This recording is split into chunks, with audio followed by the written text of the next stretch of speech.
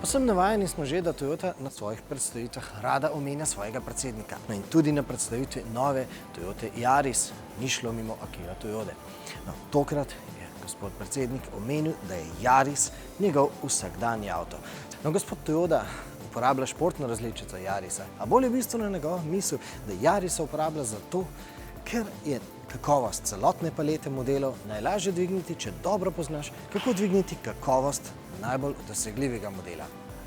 We have incredibly strong loyalty for Yaris today with existing customers. Many Yaris customers come back into our retail partners and basically just want to hand over the keys and take the keys for another Yaris at more or less the same price. They're very happy with the product and the experience that they've got. In fact, you know, sometimes it's even if there's no difference in the car, we haven't launched a new generation, we haven't launched a minor change, they want to come back and get the same car. Človek bi torej rekel, da Toyoti ne bi bilo treba narediti revolucije. A jo je. Zakaj? Our customers are a little bit above the average age in the segment. If we seriously want to grow, if we want to connect and become more relevant as a brand to a younger group of customers, then design and a more standout design is important for that. No, Yaris kljub drzni obliki, ki spominja na vročo Toyoto Supro, ostaja zvest konceptu, ki na prvo mesto postavlja prostornost in praktičnost kabine. Pa seveda, da ostaja cenovno dosegljiv. Še posebej z ozirom na dejstvo, da gre za okoljsko prijaznejši avto. Hybrid technology is the right solution in this segment.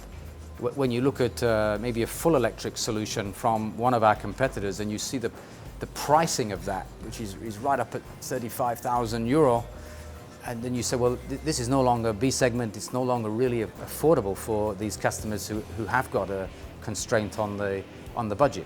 Actually, the B segment is remarkably robust, and it's robust because I think the affordability element prevents quite a few customers maybe moving up to more of an SUV product.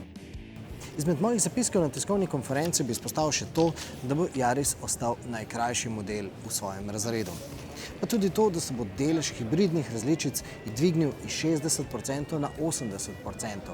Na novi hibridni sklop je sestavljen iz trivaljnega motorja, ki je izredno termodinamično učinkovit, ampak bistven podatek pa je, da bo omogočal, da v povprečju kar 80% svojih voženj opravimo na električni pogon.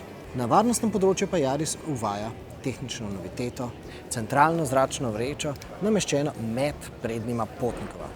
No, predlagamo, da polletno čakanje na novega Yarisa skrajšate s poslušanjem rohnenja aktualnega Yarisa GRMN. Novo dobo za Toyotine hibride pomeni nova Corolla. Kako učinkoviti pa so hibridi v praksi, pokaže naš resničnostni test. Pa ste že naročeni na naš kanal? Sicer kliknite na gumb naroči.